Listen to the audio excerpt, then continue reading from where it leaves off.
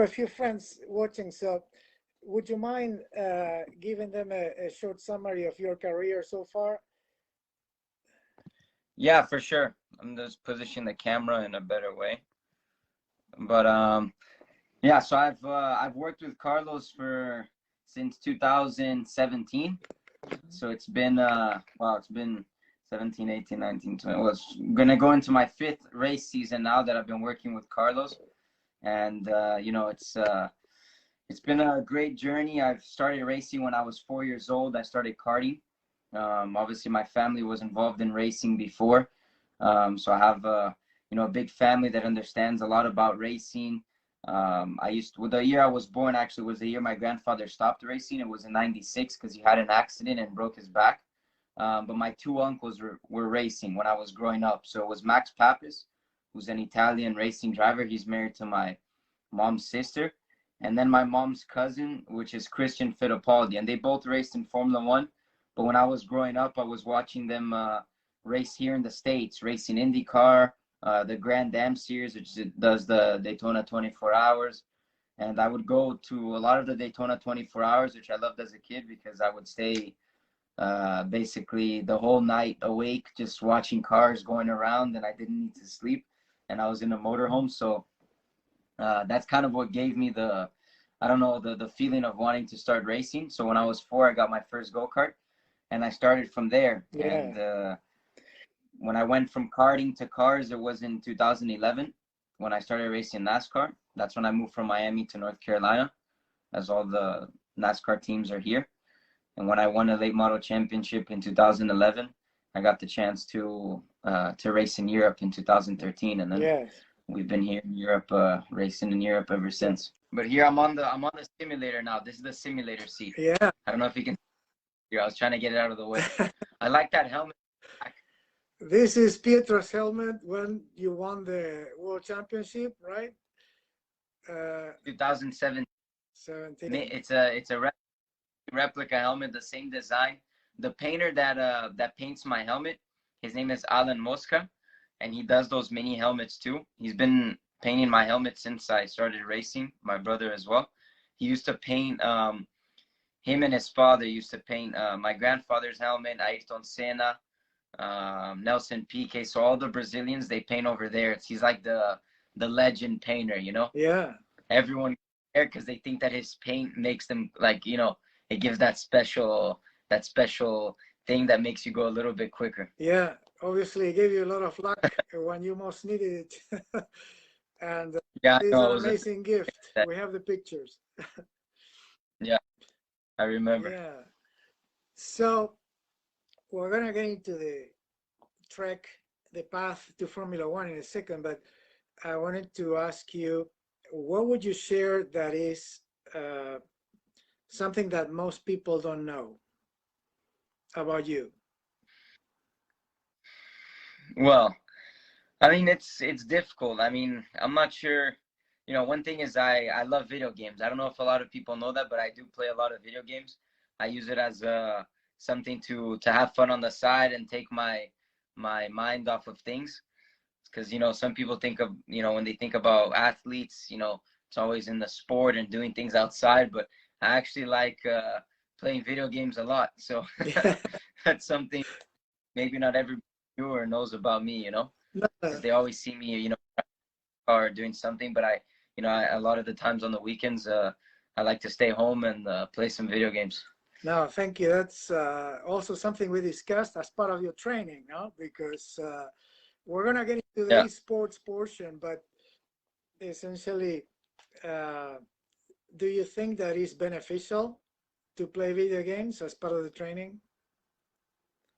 Yeah, I think so. Removing racing games, right? Removing simulators. So I play games sometimes, shooting games, Call of Duty, games that everyone plays. I play games that my 10-year-old cousin plays, which is Fortnite. Right. And like all his friends play. It's more the community, right? For yeah. I enjoy the game. I play with my friends. It helps, you know, take my mind off of things. And some of these games actually help with, you know, not racing games, but other games with reaction times and stuff. Right. It takes a lot of focus because everything is nowadays it's at a high, competition levels are very high in anything you do. Yes. So to be good, you have to really focus on it. Yeah. You and I, we discussed over the years the power of mantras, no? Is there any Yeah. particular thought or quote or mantra that has helped you so far the most?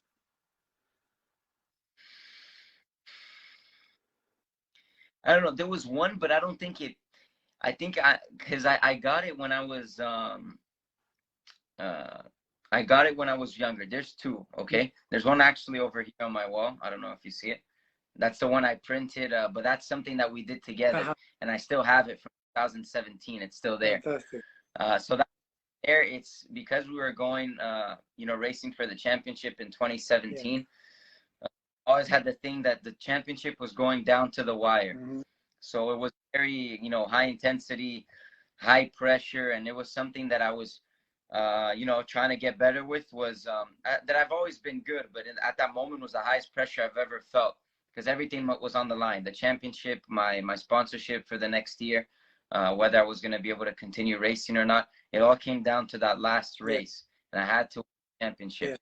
And you helped me, and we made this quote where it was kind of like a mantra where I put it on my screensaver on my phone. I put it on next, I put it here where I was living in Italy. I put it in the bathroom, which is I'm the best under pressure. There you go. So I would always tell myself, keep me going, and to kind of make sure I that kind of in my subconscious already engraved that I am the best under pressure. So when I get to that last race, I'm cool as a cucumber, and I'm there doing what I know what to do. Sure. So that's one of the things that I learned with you. Another one is I don't know if this one makes sense, but in my head it does. It's when things get tough, the tough get going. So it's like I heard this from someone. So of course. Things get tough. And I see it. Another one too that links into this one is it's a privilege to have pressure, because when you have a lot of high pressure, it means that very high level of competition. Yes. Both together. It's like brace the pressure, and when things get tough, the tough get going. So no, from what you told me recently after your Formula One debut, all those three came to a point. All those three became true in life. And you had to put them to work. So your career today, I know you have some announcements this week. There are many good things happening for you, but within what you can share with us, basically, how does it look for 2021 and beyond? Yeah, I'm excited for this year.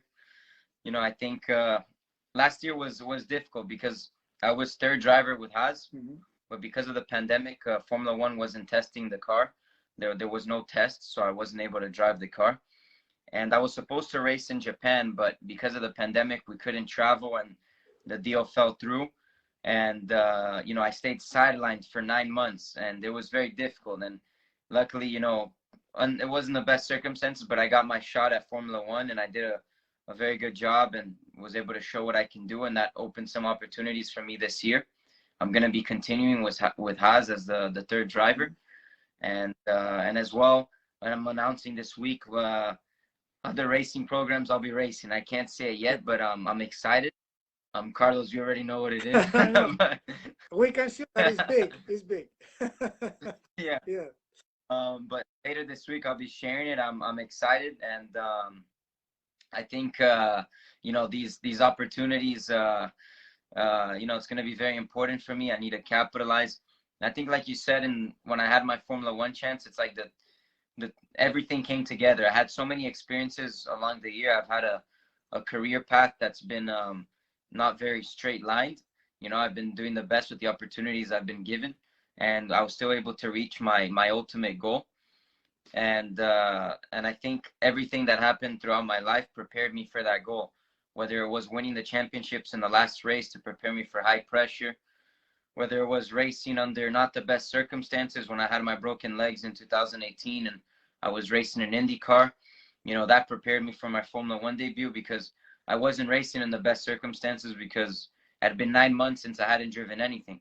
Usually the most I stay without driving a race car would be, I would say, very little amount of time, like 2-3 months without driving a car. Yeah.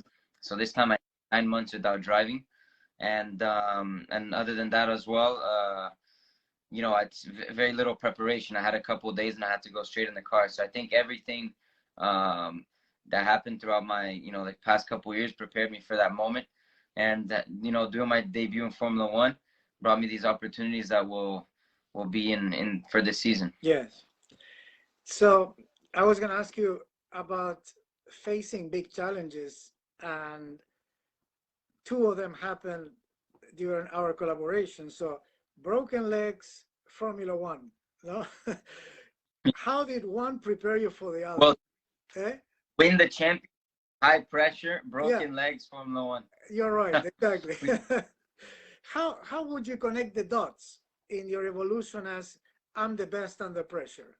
Those three things, that happened. Yeah, I mean, I think it was more, the evolution. I mean, obviously winning the championship that year, I mean, we prepared as much as we could. And that gave me the confidence that the way I prepared, I was able to win the championship the way we prepared together. It gave me everything I needed to win the championship. So I think that was important. That was, gave me the confidence that what I'm doing is correct. We were able to get what we wanted to get done. We were able to accomplish it, which was win the championship in 2017. Mm-hmm. And then 2018, trying to, perform at my best with a lot of adversity, which, my legs weren't strong enough to hit the brake of the car, and I was taking a lot of painkillers and everything to race. But we're still able to maximize that situation with other tactics that we use, but we were still able to maximize it. And then I think putting it together when I did my debut in Formula One was all the routines we did that we adapted for each different situation. We combined them all, made the best scenario for my Formula One debut, and made the best routine, the best strategy for each weekend, not even for each practice session, then qualifying session, then race. Me and you, we talked beforehand. We set up the schedule the way we thought it was best in terms of when I do my warm-up, when I do my mental training, the different, sort of neuro-linguistic exercises I do and visualization exercises I do before I get in the car. And this was everything that we started working on since 2017. So we're able to put everything together, find exactly over the years what got me into my peak performance, and then make it count when it was the most important moment. Yes, from what you were sharing, I was getting this image in my head of a rope, like weaving.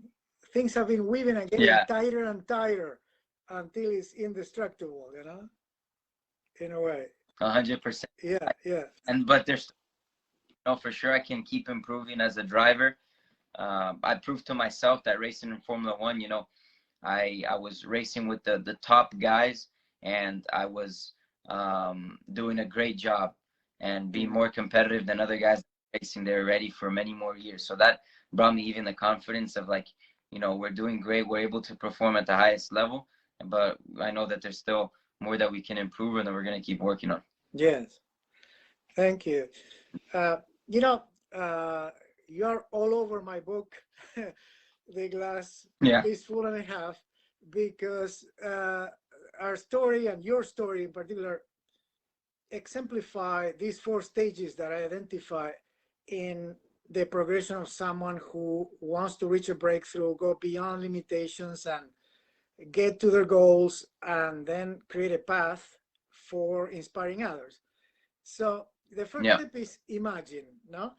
At which point did you get the sense that I can be a race car driver, I will be a race car driver? How did this image come into your imagination? It's strange. It came naturally, but it came when I was very young. I think when I was 11, 12, I already knew in my mind that that's what I wanted to do. Mm-hmm. I think because there was no other thing that really I had in terms of career paths.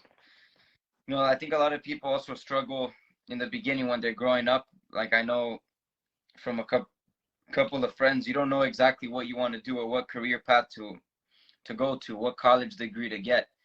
And for me, I was lucky to have a sport that I loved from a very early age, that I was competitive in, and that I had opportunities. And I knew from the beginning, this, like, since I was 11, 12, this is exactly what I want to do. Yeah. Because it was around that age where it was still young. I think I'd say like 12, 13, but I started the like kids talk like this.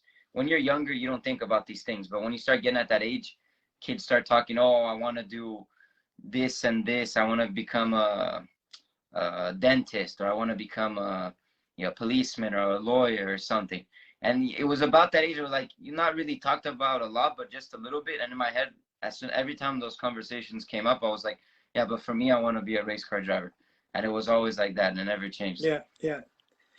And the second stage is, okay, I have to become a race car driver. So Yeah. there is a lot of training and improvement. Who were your mentors? What was the guidance that you were getting to tell you I'm on the right path? Who were the mentors? I would say, there was a couple. Obviously, my father is one. A good friend of mine and my main investor, Carlos Slim, was another as well. I would always call him, ask for advice, and when I decisions. This was like a bit later, when I was around 16, 17 is when I really started speaking to him. You are another person, as well. Another key person. My uncle Max Pappas as well. Yeah. Quite a lot. My grandfather also, I would say, Christian. So I would say, there's a handful of people, but it's not many more than that. I would say that those are the key people that really helped when I really needed to, and when gave me a vision when it was a bit blurry. Thank you.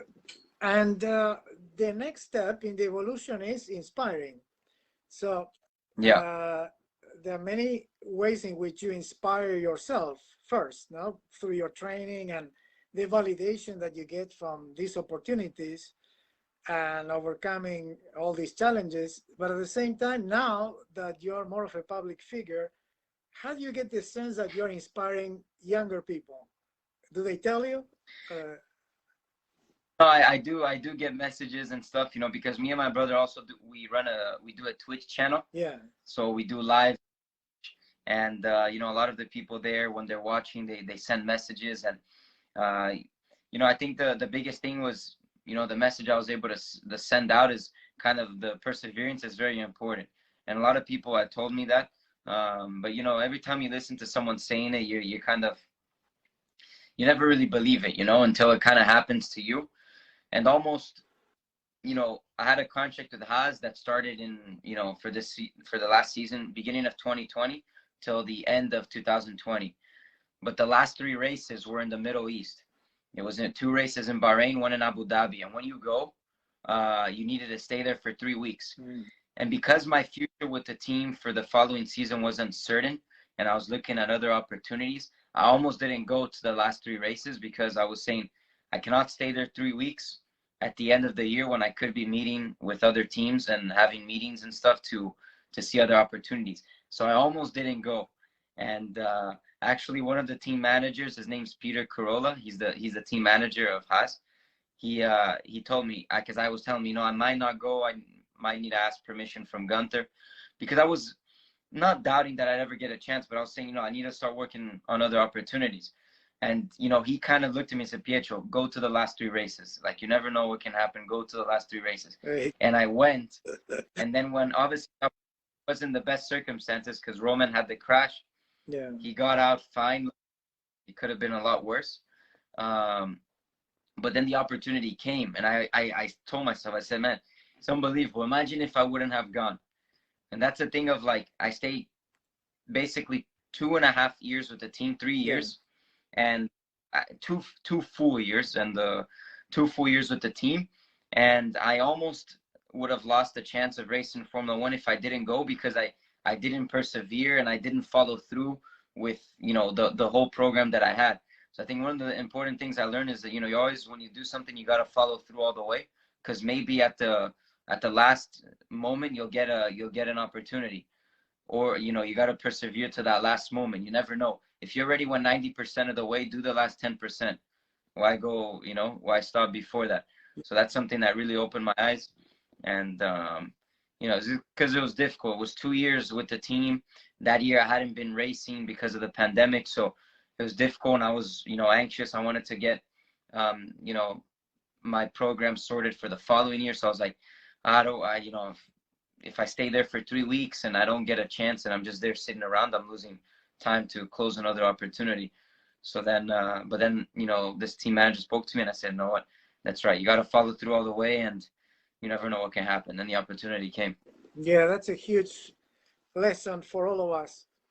Our friends who are executives, they know that in projects, the last 20% is the most difficult one. Just finish it off, and it might take longer, but also see it through, because you cannot be a perfectionist and you cannot expect magic. See it through because you committed, and then the magic might happen then.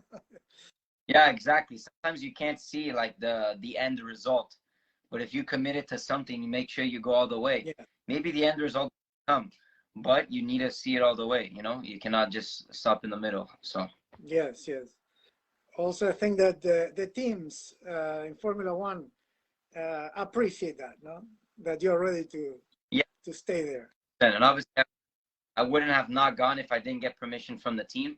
But it was more because, I was like, it's because the whole season ran late. Usually the Formula One schedule would finish a little bit earlier. The whole season ran late. It was like getting almost to Christmas time. And if I didn't have these meetings with the other teams before Christmas, I would lose another couple weeks because people go on holidays.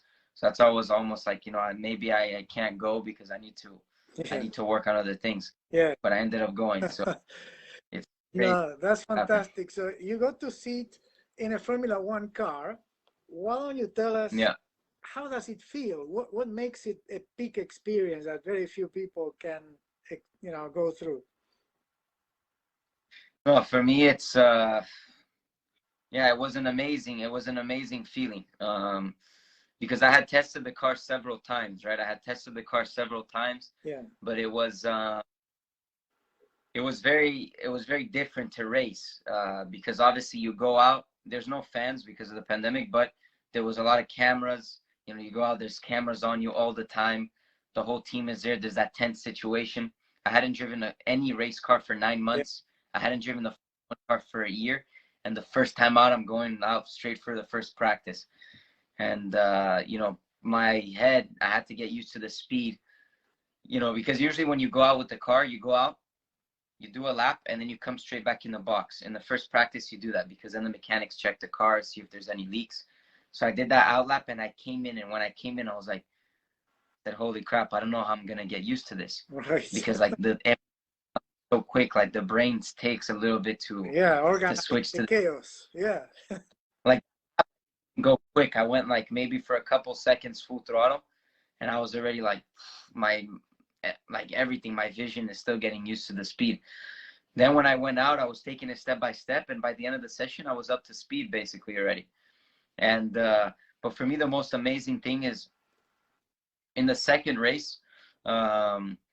In the second race, it was Abu Dhabi, right? Mm-hmm. And when you start the race, you go out of the box, out of the garage, take the car on the grid, you park on your grid spot, and then they have like 20 minutes that they do national anthem, they do the presentations.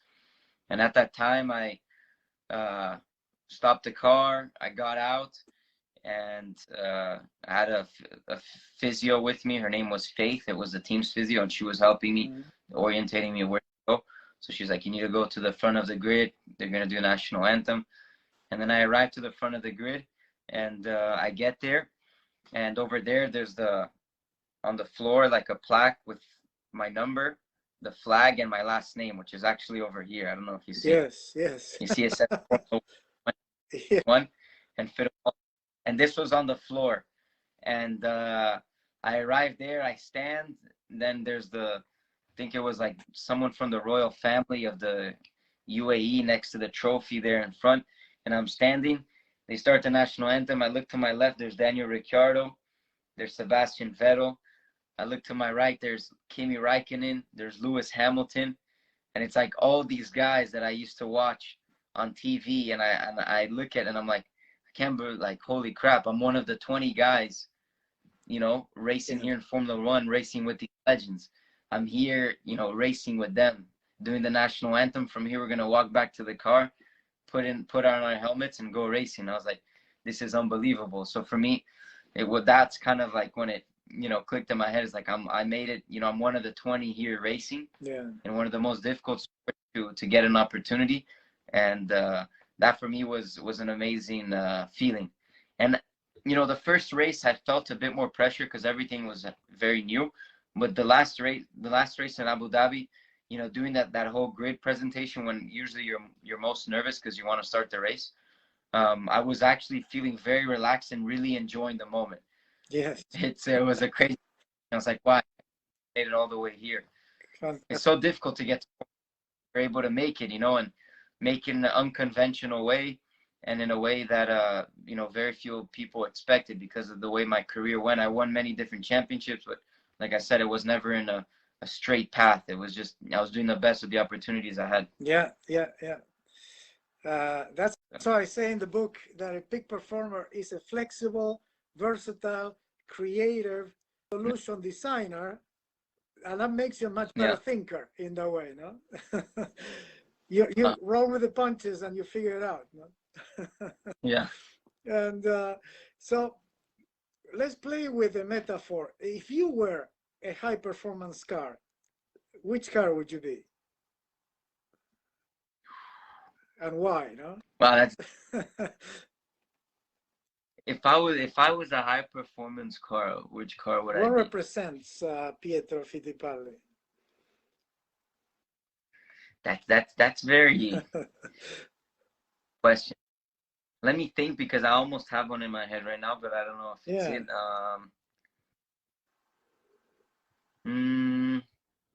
I would say, I don't know why, but I would say like there's a very, you know, the Ford GT. It's a very special car that raced Le Mans and won Le Mans. I'd say like a Ford GT. Oh yes. I don't know why. Very I'm very like aggressive, and I'm in my head. I feel like I'm very tough with situations. Yeah. That car looks a lot tougher than a Ferrari, or like a Lamborghini looks a bit tougher than a Ferrari, but like a Ford is like more muscle, more power. You know. Yes. I have a German friend who owns one and drives it through Zurich. You know what car I'm talking about? Yes, the one, the limited edition. He bought one of those, and so everybody, when he parks in any street, people say like, "Is that that cannot be?" Yes, it is. It's very. Yeah. One of my teammates that I raced in IndyCar, Sebastian Bourdais. Yes. He got, because at first they're difficult to get, right? You need to be on a list. Yeah. But because he was Ford GT throughout those years, they put him on the list, and he had to pay. He bought it, but he bought it at like the price that they were selling. It was like 250,000 euros or something, and he sold it in an auction last year for $1 million. Wow. Yeah. It's good choice, Pietro. Good choice. You're gonna go up in value as well. Yeah. So I'd like to end today with words of wisdom, no, for all of us. But first, tell us about esports, because you and Enzo just won the world championship, basically, in esports, and you gained, and you showed me on your phone, 250,000 fans, right? That were watching live. How does that work? How does that work? Yeah, so we've been doing these Twitch streams. Twitch is like, you do live streaming. You can stream in real life. You can do games as well. So me and my brother created this channel called Fittipaldi Brothers.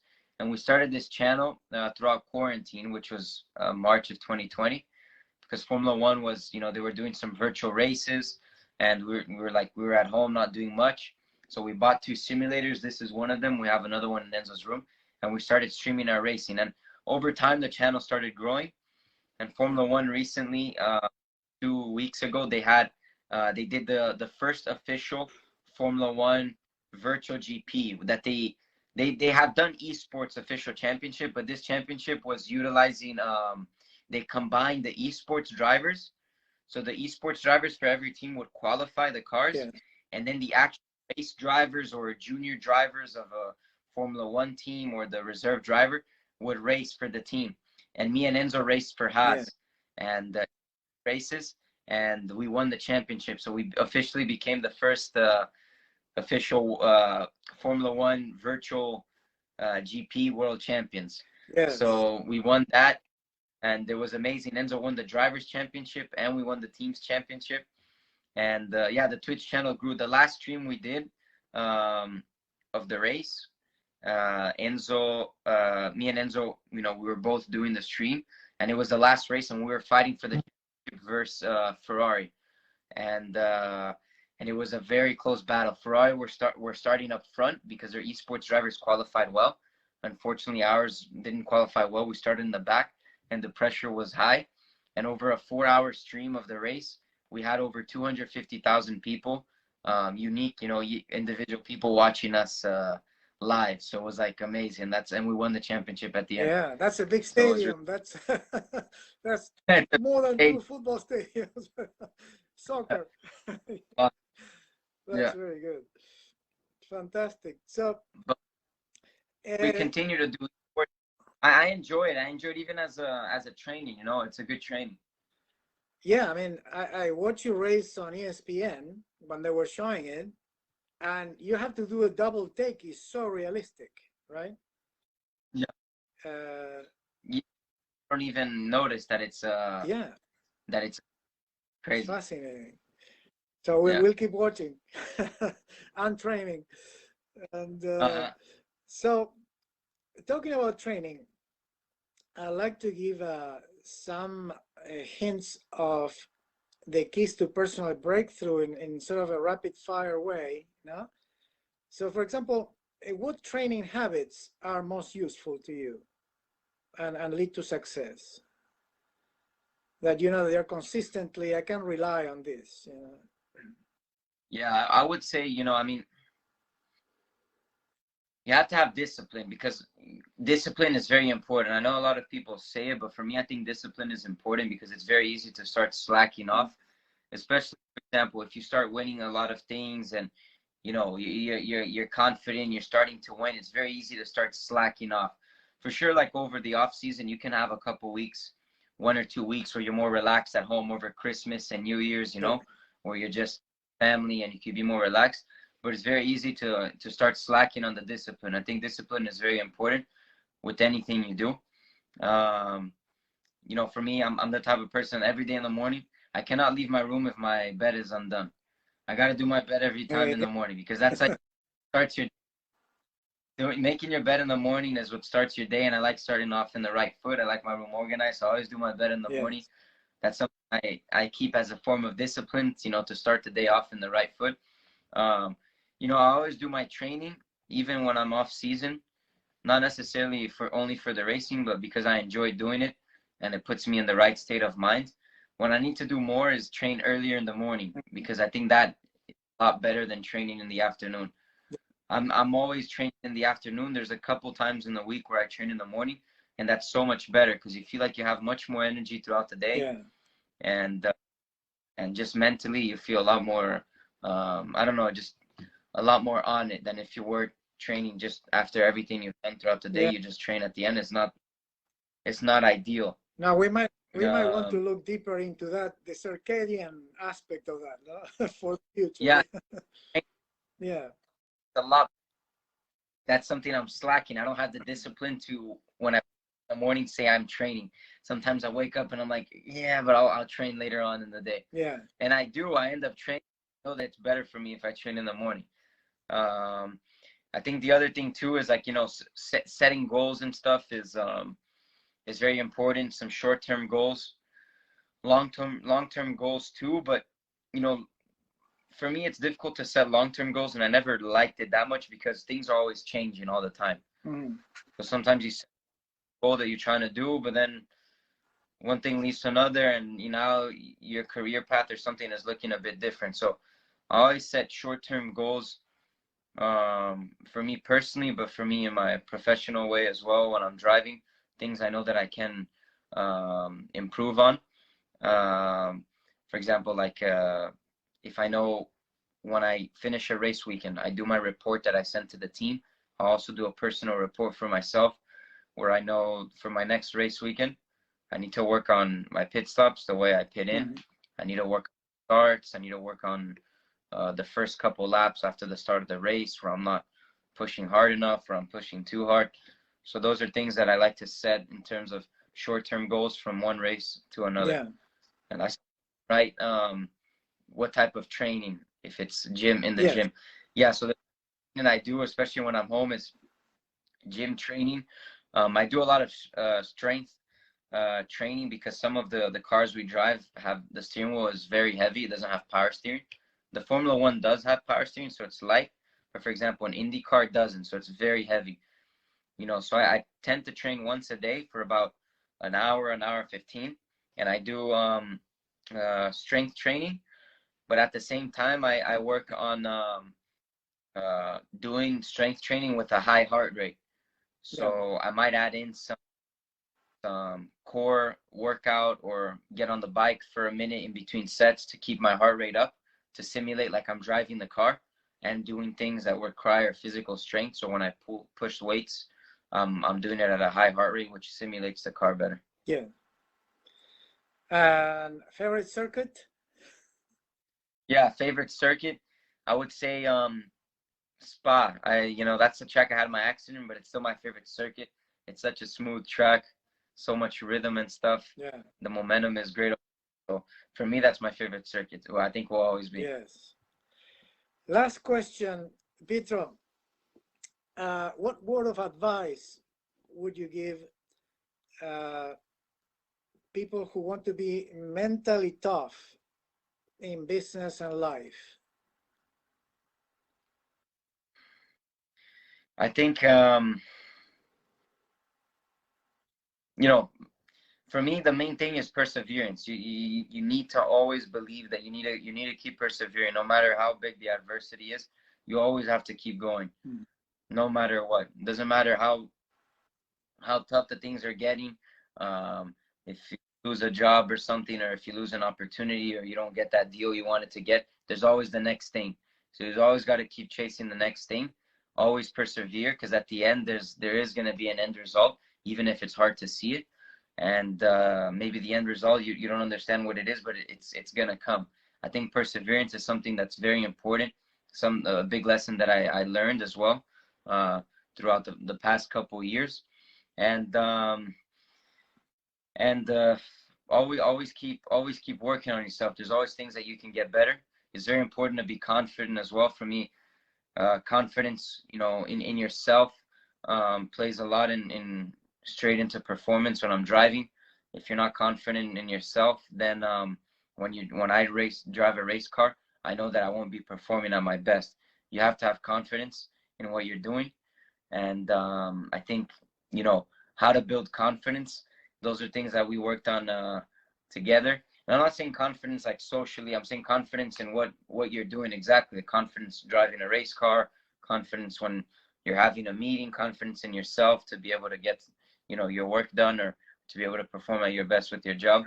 So I think that's very important. Confidence sets the right tone for you in your head, and you start making better decisions that way, I think. Yeah. Last of the last, based on what you just said. Yeah. What keeps it joyful for you? What keeps the desire alive? Especially because essentially things might not go well, no? So from today to tomorrow morning, no? What has helped you focus? How do you focus to keep things joyful? No, for me, what keeps me focused and keeps me looking at the next thing is it's always the next race. That's what gives me joy. Yes. Honestly, it's crazy. And I wouldn't even say that I'm the type of guy that likes driving cars just to drive. For example, if there was no competition in racing and it was just to drive a car and just enjoy it, I enjoy it for sure. I enjoy driving a Formula One car, but let's say any other car, I don't really enjoy. I wouldn't just like to go out just to drive and make laps. What I enjoy is Right. competition, and I learned that as a kid because I love playing soccer. I love playing basketball. I used to play as well, but I love competition, and what I was really good at was racing cars. So for me, what gives me the joy is going to the next race. Right. But when I go test, improving the car and improving myself to be better in the next race, because what gives me joy is to compete and to compete at a high level and to win races. Yes, yes. So we can make our own challenges and life experiments and try Yeah, different things because one might not be working, but we can get excited about the other thing that we're doing, right? To feel that 100%. feeling. Fantastic. Great. I saw someone sent there saying congratulations. I wanted to say thank you. The message disappeared. Ah, it's here. It's Lawrence. I Yes. appreciate it. Thank you. Yes. Very cool. Thank you, Pietro. Where can people find you and find the Yeah. Fittipaldi Brothers channel and follow you? Yeah, so on Twitch, we have our Fittipaldi Brothers channel. That's the name, Fittipaldi Brothers. On Instagram, you can find me, Pietro Fittipaldi, as well. The username is pfitti, P-I-F-I-T-T-I. We have a YouTube channel as well called Fittipaldi Brothers. You can follow my brother also on Twitter, on Instagram. His is Enzo Fittipaldi or Enzo Fitti. And We're going yeah, to talk with so Enzo soon. yeah, Yes. talk with Enzo. Carlos has been helping a lot with Enzo as well. And Carlos, I just want to take this time to thank you for all the help over the last couple of years. Since we started in 2017, I think I improved a lot as a person, as a driver, and we accomplished many things together. It's been crazy the ride we've had. There were many doubts throughout the way as well, Mhm. if I was going to my ultimate goal, but we did at the end. We kept pushing, and we persevered, and the story keeps going. It doesn't end here, so we keep working, and every year we keep going. We keep getting to bigger things and to bigger goals. So I'm very happy about that, and thank you for everything you've done. No, thank you for your trust. And we live in chapters and next race. Yeah, So, chapters now, chapter. fantastic. But Thank thank you you, so Pietro. much. Thank